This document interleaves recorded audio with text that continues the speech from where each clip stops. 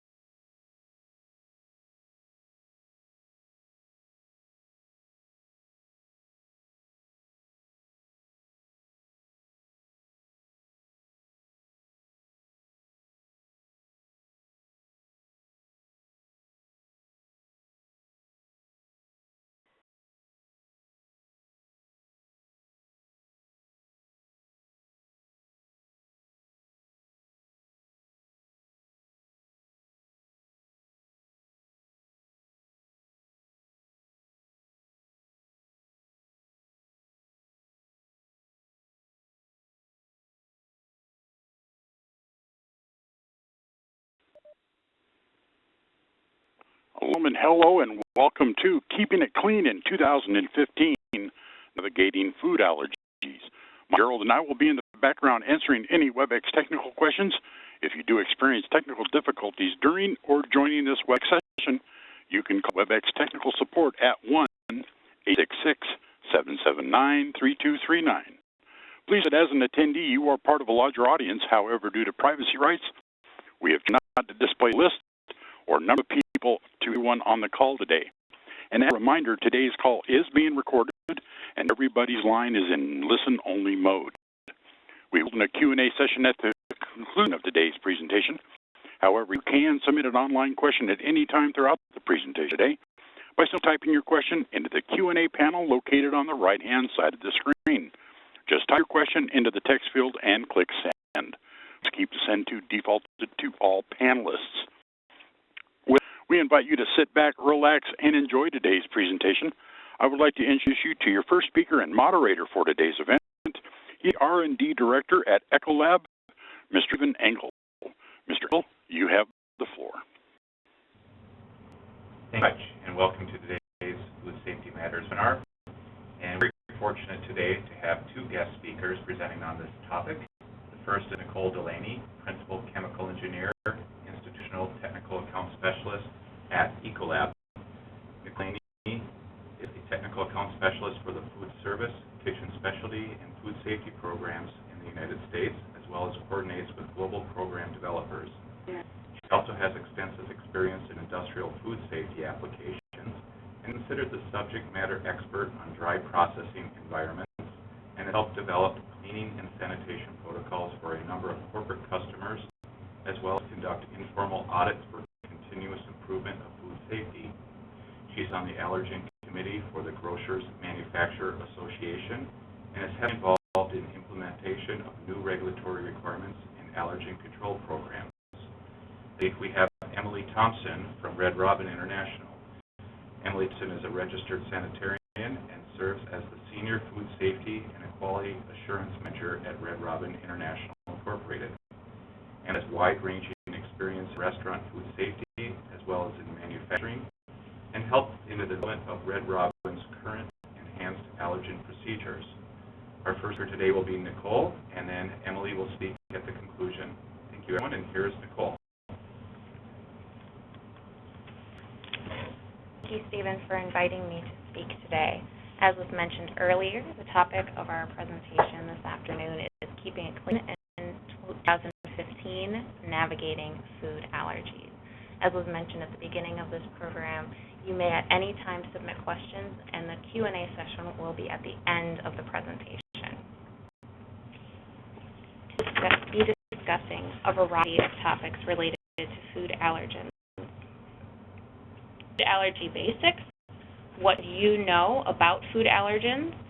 We'll discuss some information around allergies versus intolerances and what that information does for the consumer awareness of food allergens and food intolerances. Discuss the current laws and regulations in the United States around food allergen and food allergen management. And Emily will speak around practical procedures that Red Robin has introduced into their food safety program to deal with allergens and food intolerances.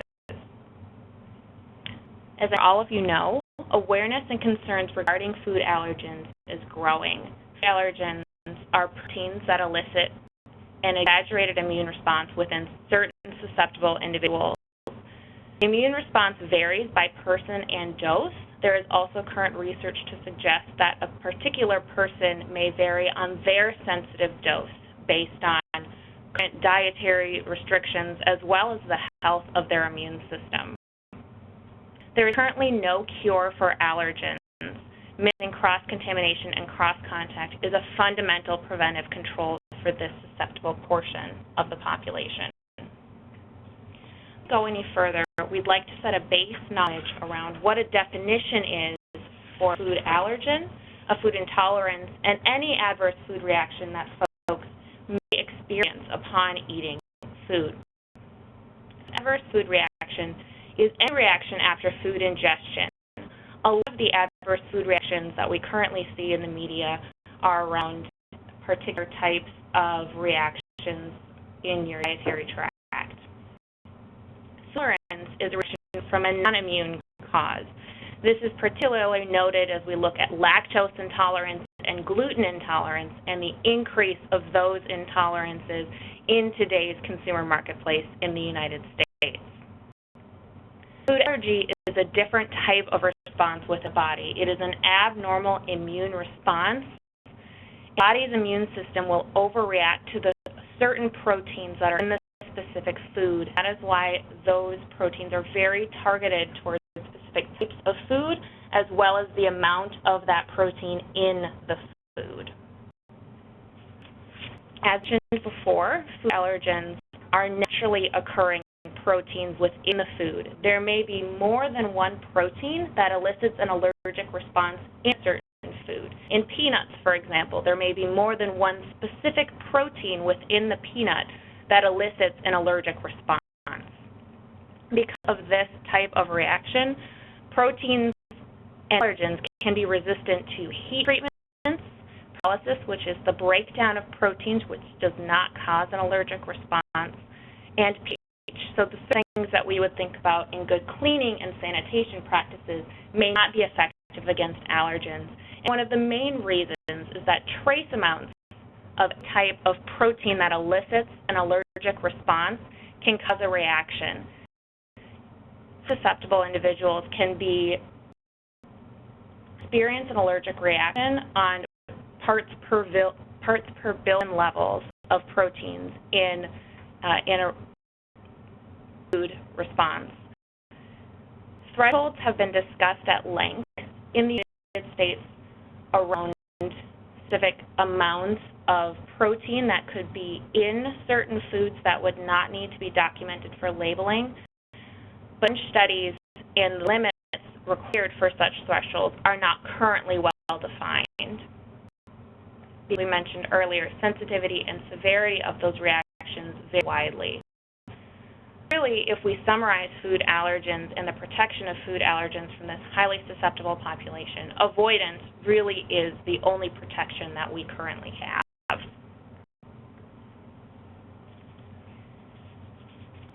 Know if someone is experiencing an allergic reaction as opposed to an adverse food reaction or an intolerance reaction. Reactions by the immune system occur in several different body systems. They can occur on the skin, which is usually very visual, at looking at the swelling of the face, the swelling of tongues, hives, for example, are all skin responses. The gastrointestinal responses around nausea, cramps, diarrhea. One of the most common is respiratory, so a struggle for air due to some of the swelling reactions that we would see. There's some circulatory responses that can be experienced as well around blood pressure and the loss of consciousness. And the most serious response is anaphylaxis, which is a combination of the organ systems mentioned above, up to and including death possible in a matter of minutes. The severity of the reaction may depend on the person and on their specific response to the allergen. Anaphylaxis may also occur in a person's first allergic response to a food type. So very serious reaction that does not need multiple previous exposures to the allergen to cause that reaction. Response plans. If a person is experiencing a possible allergic reaction, as we just mentioned, anaphylaxis can occur in a matter of minutes or seconds in highly susceptible individuals. So fast response from a local emergency response facility is required and indeed needed. State that the patron is possibly having an allergic reaction, then epinephrine delivered through EpiPens or other types of ingestion techniques may be needed. Encourage the guest to follow their emergency plan, which has been established by their healthcare provider if they have experience and know that they have a food allergy. And of course, review these basics with all staff members, as time is very, very sensitive in these types of reactions. In the United States, we have over 12.5 million food allergic individuals. 3.5% to 4% of adults have some type of food allergy, again, separate from intolerances. And the interesting piece of these data is that 6 to 8% of infants and young children experience food allergies. And you'll notice in a few slides when we talk about the prevalence of certain types of food allergen responses, how that varies based on age. There are 50,000 anaphylactic reactions in the United States that end up in emergency rooms every year. And unfortunately, here in the United States, between 150 to 200 deaths associated to allergens. And there is currently no known cure for food allergies, and avoidance of any allergic protein that an individual has is their only source of prevention and treatment. In the United States, our regulations quantify major food allergens is what is referred to as the big 8, which are listed on the screen. Milk, egg, fish, crustacean sea fish, which you'll notice does not include molluscan shellfish, as oysters, clams, mustards, or scallops. Nuts, wheat, peanuts, and soybeans. So these, again, in the United States are known as the big 8, and these in the United States are the allergens that are responsible for over 90% of the allergic reactions that we have data on. For the remaining 10% are over 150 other different foods that are known to cause food allergens, The United States regulatory bodies have associated the majority of food allergen responses with these 8. Outside of the United States, the allergens do differ regionally. So if we look at Canada, they accept the top 8 and have regulations around the top 8, plus some others. Look at the mollusks that we had mentioned earlier, gluten, sulfites, sesame. You can see European Union recognizes the top 8 plus a whole nother amount of allergens. In South America, we're looking at gluten. In China, we're looking at glutens and sulfites. So there really is no global representative sample of which food allergens elicit responses and how the regulatory agencies in each country or region are responding to those food allergens. For a variety of reasons. The dietary makeup of each region, for example, differs quite a bit. Milk is much more prevalent in States and European diets than it is in Asian cultures, and vice versa with some other foods. It very quickly gets complex for food managers and retail spaces playing in this global market when we have so many different types of varying regulations. EU, for example, these added allergens that you see on the screen require labeling, as they do here in the United States and in Canada. And new for December 2014, there are required specific mandatory wordings for these allergens. New Zealand and Hong Kong, their allergens require labeling, but in Japan, Turkey, Venezuela, and South Africa, there's no required labeling. There's only guidelines. So as we look at the increasing globalization of not only the producers and the suppliers of raw materials in food and food retail establishments, but as the production increases, the complexity and awareness of food allergens globally is also increasing and getting increasingly complex.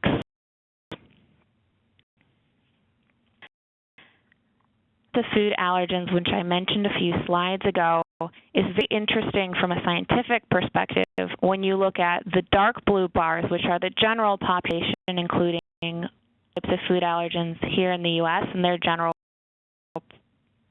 presence, as contrasted with as in young children. You'll notice milk and egg allergens are much more prevalent in the young children population than they are in the general population.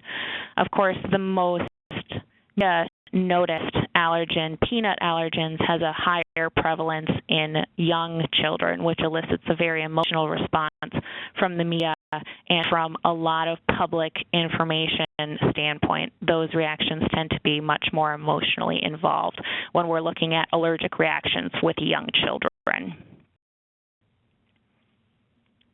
A sure way to control allergens is to produce only allergen-free dishes in facilities or allergen-containing products. As noted, the debate here in the United States, making a conscious decision to either include all allergens in your establishments or have discussions around removing some of those potential allergens from your entire facility. In food, industrial environments, looking at producing or segregating different types of allergens into different facilities. For example, containing cookies in a segregated facility from the rest of the cookies that you produce at a separate facility. Producing both allergen-free and allergen-containing foods in one facility, there is always a risk of cross-contamination. When we have a risk of cross-contamination, we need to focus on allergen management, and what allergen management means in a food service facility may be different than a food retail or an industrial production facility. So discuss allergen management. What goes wrong? What is risk when we think about a good allergen management program? There's inadequate cleaning of the shared equipment or the shared food processing or food service equipment in the back of the house of a restaurant. So we are talking about shared cutting boards, shared prep surfaces, shared other materials, and the inadequate cleaning of those materials between producing a meal for a regular patron and a meal for a patron that has an allergy. There might be some different procedures around formulation or ingredient or recipe mistakes. Procedures around handling, sampling, rework or reuse of those types of ingredients or storage of those types of ingredients in a restaurant, in a refrigerated or in a temperature environment. Where here that we look at is switching vendors between different types of allergens, especially as it relates to hidden ingredients. So if we think about milk, for example, it's very easy to see that a fluid milk product contains a milk allergen. What may not be so obvious to you or to your staff is if we look at soy sauce, for example, it may contain wheat or gluten, which is not as obvious of a source of some of these allergens. So looking at hidden ingredients as we switch suppliers and making sure that we're not adding any additional allergens or that we're aware of all of the ingredients and the potential allergens that come in. There may also be wrong packaging or inaccurate labeling that associates itself with that. Human error tends to be the root cause of a lot of these managements of an allergen program, and this is where a training of your associates around basics on allergens, allergen responses is so essential. Risk areas, we discussed product development, being very conscious about what you're bringing into your food service establishments. Looking at raw materials and ingredients, where are your suppliers getting their ingredients from? Do they contain any known allergens, or are they aware and have in place allergen management programs? Is there some rigor around their cleaning programs, around their segregation principles, around labeling and packaging? Being aware of where the risks may occur from an allergen management perspective as what we are doing to control those risks. So what does the food code require of facilities here in the United States?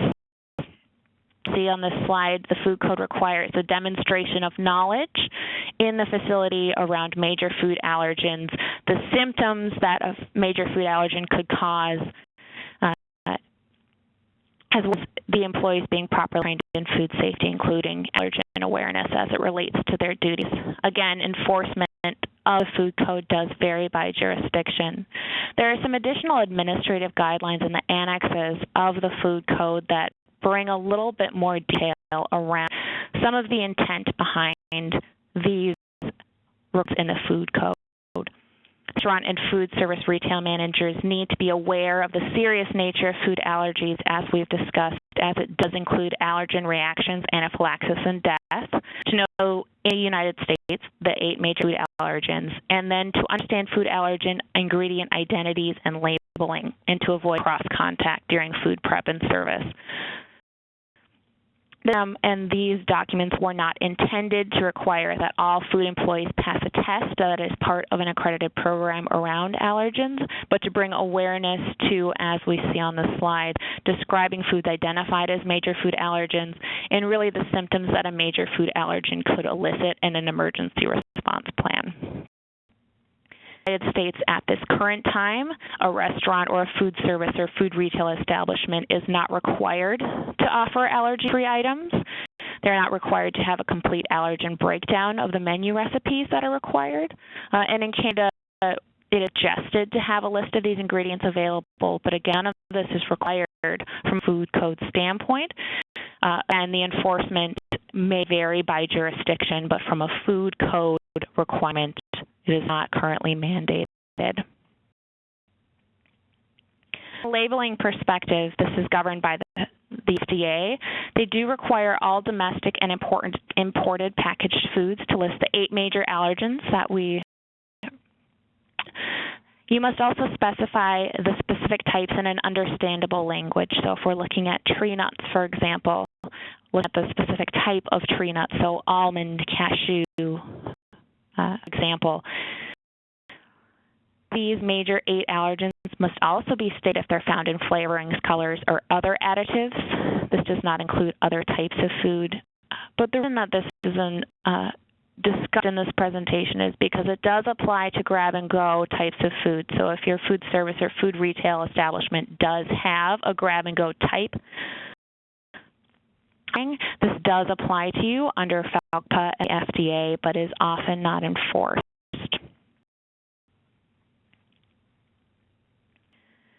Allergen resources available to food service and food retail, as well as the industrial environment. FAIR, which is previously known as FAN, the Food Allergy Research and Education group, is focused around if a consumer discovers they have a food allergy, or if they discover that their children have a food allergy. A lot of placards, videos, guides, response plans, of course, discuss the language of allergens and allergen responses. That's at foodallergy.org. There is a specific organization as part of FAIR that targets food service around placards, welcoming guests with food allergies, different responses, and things that you can place in your food service establishment. For more research on allergens, the Allergy Research and Resource Program at the University of Nebraska in Lincoln has done a wide variety of research into types of allergens and proteins elicit responses, how much that protein needs to be present to elicit a response, how severe that reaction is, and a lot of that information of a more scientific rigor if that is of interest. I will pass the phone back to Stephen, and we will continue with Emily's portion of the presentation. For a very informative presentation to this point, and I would like to reintroduce Emily Thompson from Red Robin International, who will be presenting on the program that they have implemented. The presentation is yours. Then.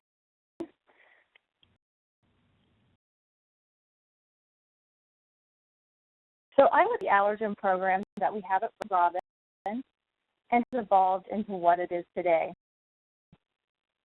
Also discussing how we execute our current allergy procedures and what we still like to accomplish with this program in the future. The program has evolved over the last 10 years. In this, we had a set of objectives that included how we were going to be notified about a guest allergy, how we could best accommodate those needs with the current menu. With the challenge of having accurate and up-to-date information for our allergy guests, as well as we were going to be able to prepare those meals safely and deliver them to our allergy guests without cross-contact and ultimately guest safety. So Red Robin started with the allergy menu.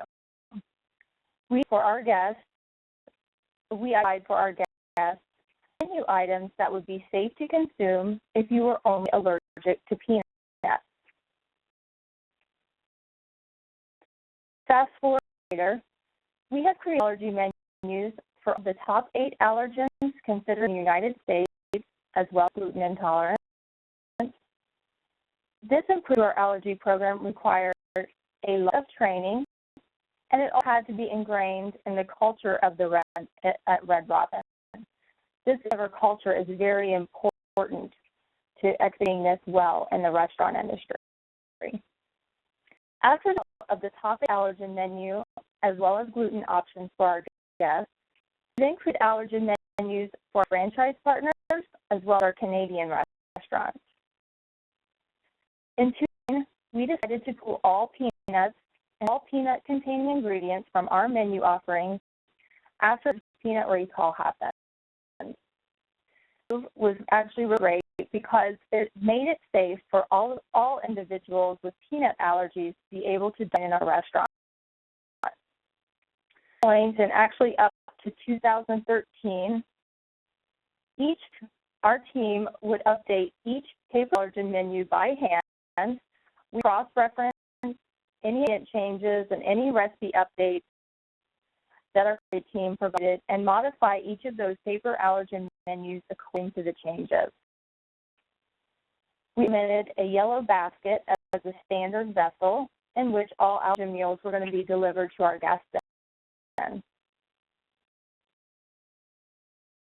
All of these procedures were really great, but in 2014, a lot of experience in the restaurants, but we knew the allergen community does expect a lot from us, especially relevant, and when you offer these allergy-safe options, we do more. So we set out with a new set of objectives and it would address any gaps that we thought we might have.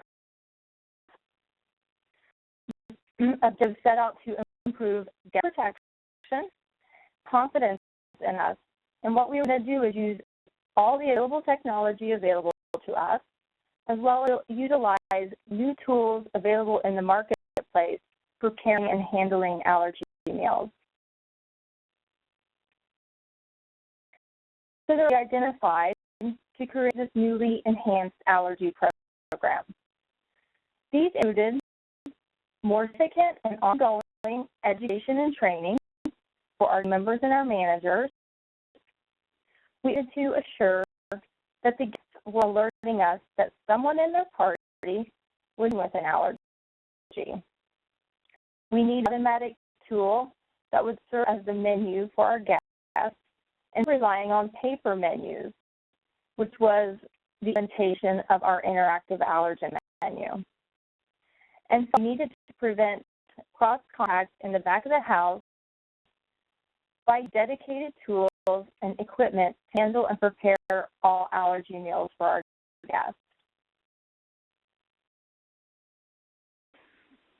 So that our guests needed to alert us of their allergen needs, we have a statement to all of our menus across the country that states, before placing your order, please inform your server if a person in your party has a food allergy. We also used a QR code that we placed on all of our menus. You can actually take their smartphone, see this QR code, and get automatically directed to our interactive allergen menu on the web. And from there, they can make the decision on what they are able to eat according to their needs.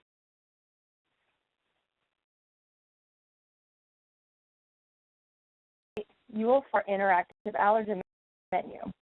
This tool is what provides our guests with a simplified way to create a meal at restaurants that fit their needs. The menu can be accessed by a smartphone, an iPad, or a tablet, anywhere. But you can also go online at home and figure out what you are able to eat before you even arrive at our restaurant. The other great things about the interactive allergen menu is that it's really helpful for guests with multiple food allergies. Aspects of interactive allergen menu, it takes most of the human error out of developing our allergen menus. All be updated the moment an ingredient or recipe changes by our culinary team or by our suppliers. So when that information, we put it directly in our system and it's updated in real time and so very accurate. Unlike when we had the paper menus and it was a little slower in getting updated.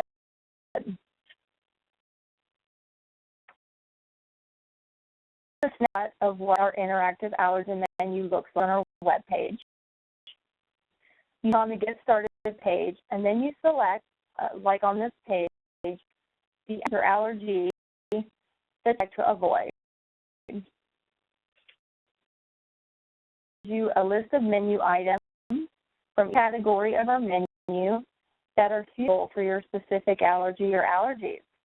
And so you see if you had an allergy to gluten, it would pop out, hey, you could bacon cheeseburger with no sesame bun and no American cheese.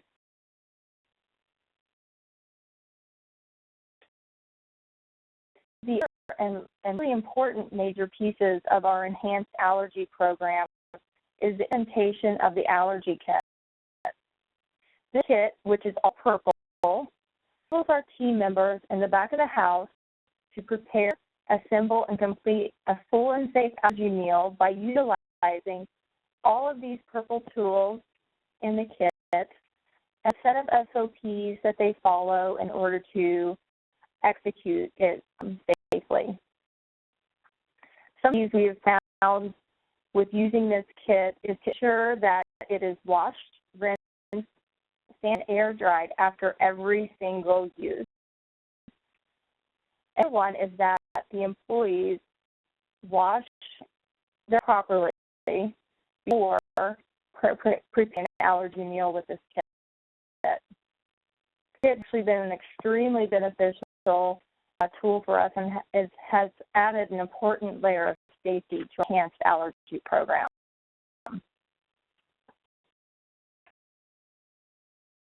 And we also implemented the use of a purple pick. So you can picture we used to use a yellow basket with all of our menu items in it that we could, but we really transitioned to this purple pick, which allows us to identify other meals such as salads, soups, and desserts. Purple pick is the standard in which all of our allergy meals are identified to our guests.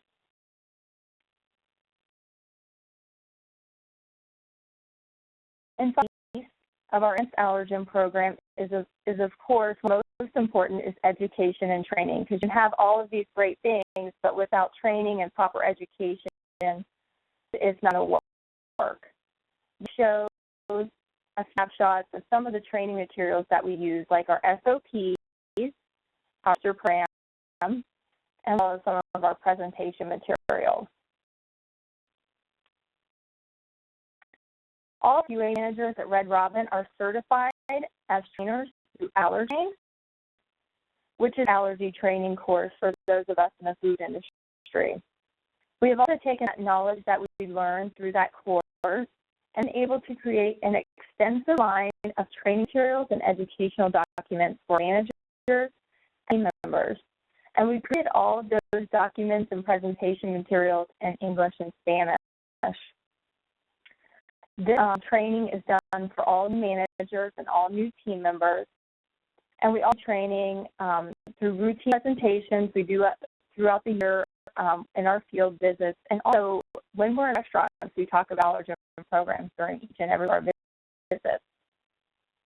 We also added a validation element to our program where our third parties are actually going in and look at the allergen procedures, asking them how they interact with the guests, making sure that our managers are fully aware of the expectations of our program.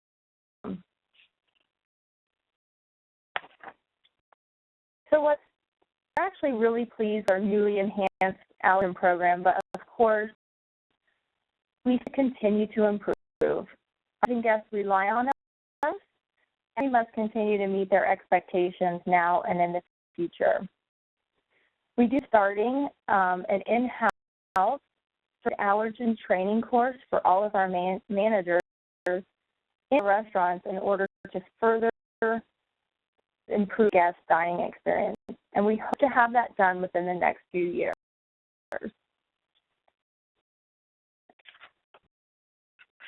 Thank you so much for listening, and thank you for your time today. Thank you very much, Emily, and that was a great presentation to hear what you are doing at Red Robin International. There are several questions that have come through today that I will start to ask, and I'll be fielding a few more as they continue to come in. First, Jen, is can you distinguish, and this might be for Nicole, the difference between an allergen, an intolerance, and food sensitivity? So at the end of the presentation, we did go over some basic definitions around food reactions, food tolerances, and food allergens. But in more detail, a food intolerance relates specifically around the digestive tract and some intolerances that may occur there. Some of the symptoms of food intolerances, bloating, nausea, cramps, indigestion, diarrhea, are also symptoms of food allergies, but the real difference between an intolerance and an allergy is a food intolerance does not elicit an immune response. A food intolerance is specifically a digestive intolerance. Allergy elicits a response based on a specific protein within the food that then relates to all of the symptoms that we had noticed before, the swelling, the hives, the anaphylaxis. Those are all immune responses and digestive responses. One of the questions that we had received that was related was, can intolerance become an allergy? An intolerance cannot become an allergy, as we know today, because they are elicited as different responses. I mentioned a symptom of an intolerance may look like a symptom of allergy from the digestive tract, so nausea, the bloating, the cramps, the diarrhea, but there are two different responses within your body.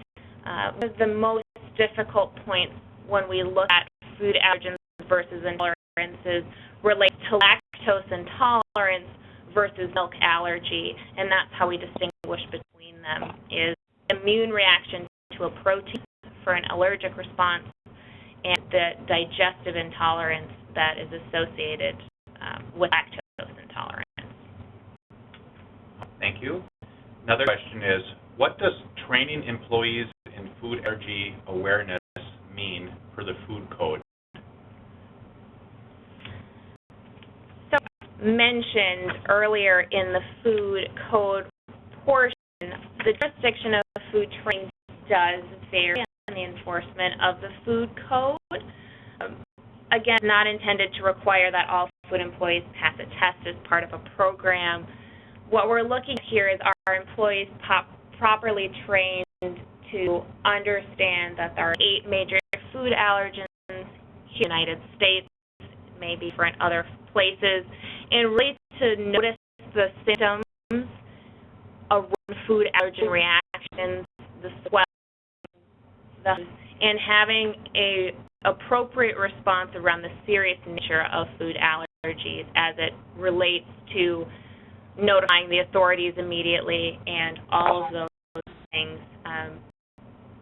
It is not descriptive and not definite in what your employees and which specific employees need to be trained on which parts of allergens, but overall for all employees in a restaurant, the general awareness of allergens as they exist in the United States and the emergency response plan should you see someone with symptoms of a food allergic response.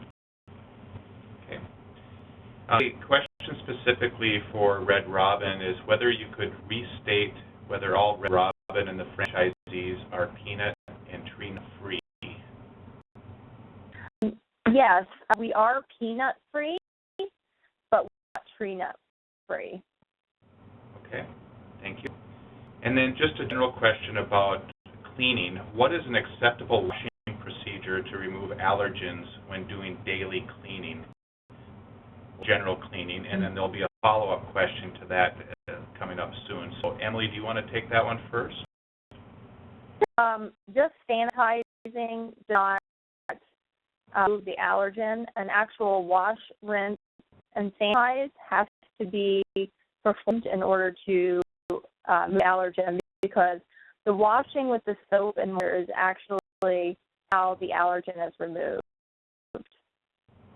Okay. And cooking with the allergens that may be present on a grill or heating surface, how do restaurants prevent cross-contamination, since cooking heat does not necessarily eliminate the allergen? We typically use like a pan or something to create barrier. So if we were going to do a fish on a flat top, we would use a saute pan, or anything that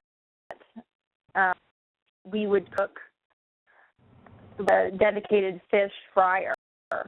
Yes, it does not kill the allergen, and that fryer itself is used just for that food item and that allergen. So it has to be separation. You indicated in your presentation the purple color-coded items. Are those kits commercially available? The current ones we use are from San Jamar, but I believe other companies have similar items available. And you have to get anything that you can get just different types of tools and make your own kits too, if that's more a financially easier thing for you to do. All right, thank you. Question here, if a food supplier or producer uses good manufacturing practices, would that ensure the safety of their products? So think about good manufacturing processes in a food production facility. A lot of facilities now use what is known as HACCP, so Hazard Analysis Critical Control Points. Now going to be rolled out with the Food Safety Modernization Act that those risk analysis do include food allergens within a production facility, and that if that is identified as a risk within your facility, that you will need to take the proper steps within critical control points to control those hazards, whether that be segregation in your facility to minimize cross-contact, or evaluation of a cleaning and sanitizing procedure that you can show to remove those allergens. Good manufacturing practices encompass food allergens may not be specific in the detail and the rigor around the specific food allergen risks you have in your facility.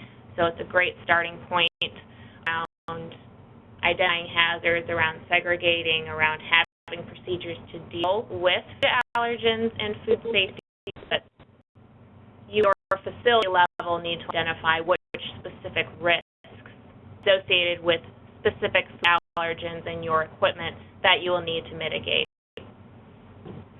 Okay, thank you. And another question here about training.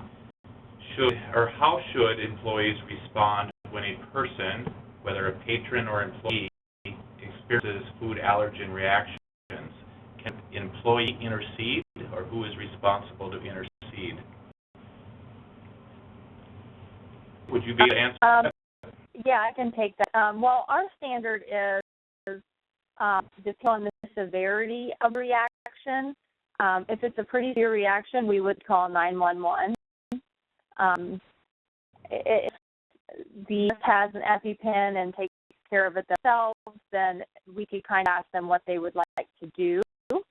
But a lot of times we ask the guests, how they would like to proceed. But if it is a very severe reaction, we would call 911, and that's part of our standard operating procedure. A follow-up question to that was whether or not EpiPens are available on site, and if employees are allowed to administer those, or are those really the responsibility of each individual that has a food allergen? We don't have them on site, and that is the responsibility of the individual with the allergen. The question is whether or not you need a separate allergen kit for each of the 8 declared allergens in the U.S. So that's why one of the keys to our allergy kit is wash, rinsing, and sanitizing it after every use. So our residents that have a lot of guests that come in asking for, gluten-free items or, safe items, if they have a high presence of guests coming in for that, they'll have 2 or 3 kits available. It's really important to wash, rinse, and sanitize those kits after every use so you don't cross contact with different allergens. In that case, once you do that, it's safe to use on different allergens. Okay. Follow-up question from before for Nicole regarding standards around made in a factory with or shared equipment. Should allergens in these situations be declared on the statements, or should they be excluded from our guests with allergies? So one caveat that I want to place on recording in this conversation is there is currently no descriptive language in the United States around may contain, produced in a facility with, and those types of labeling statements. There is no requirement by the government and rigor around what triggers those statements and what requires those statements to be on the label. Allergens should always be excluded for guests with allergies.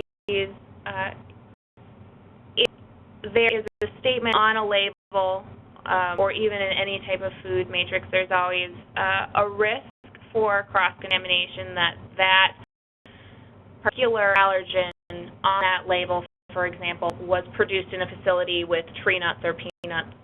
Any of those statements are not cuts or they're not catch-all statements for exclusion of good manufacturing processes, of rigor around hazard analysis and critical control points placed on the label, because in the inclusion of all of those types of programs, there is still a risk that an amount of allergen is present in those products.